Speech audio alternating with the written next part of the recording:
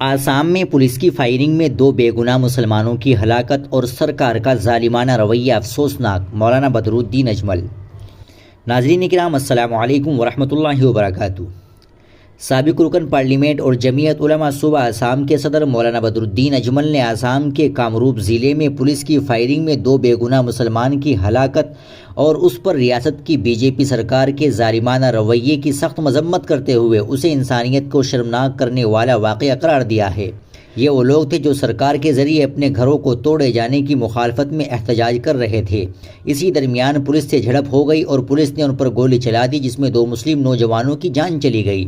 मौलाना ने मजीद कहा कि हमारी हिदायत पर पार्टी के MLA की टीम जब मोहलिकीन के अहल खाना और मुतासरीन से मिलने गए ताकि उनके हालात से वाकफियत हासिल करके उनकी माली और क़ानूनी मदद की जाए, मगर पुलिस ने न सिर्फ उन्हें वहाँ जाने से रोका बल्कि MLA के साथ पुलिस ने धक्का मुक्की की और बदतमीज़ी भी की। अफसोस की बात यह है कि रियासत के वज़ीर आला खाती पुलिस वालों की सरजनिश करने और उनके खिलाफ कार्रवाई के बजाय बेचारे गरीब मुतासरीन को ही संगीन नताइज की धमकी दे रहे हैं।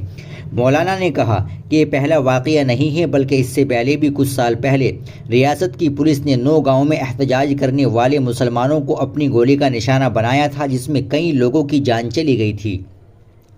मौलाना अजमल ने इन तमाम मामलात के मुताल्लिक वज़ीर आज़म और वज़ीर दाखिला को ख़त लिख कर शदीद तशवीश का इजहार करते हुए मांग की है कि रियासती सरकार की इस बाबत सरजनिश की जाए और उसे मुसलमानों के ख़िलाफ़ मुतअस्सिबाना कार्रवाई से एतराज़ करने की हिदायत दी जाए।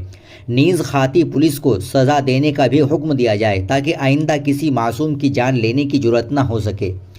मौलाना ने कहा, ये सबको मालूम है कि आसाम में हर साल सैलाब आता है और गांव का गांव नदी में बह जाता है, जिसकी वजह से हर साल लाखों लोग बेघर होकर कहीं ना कहीं सरकारी ज़मीन पर पनाह लेने पर मजबूर होते हैं, क्योंकि उनके पास कोई दूसरी जगह नहीं होती है।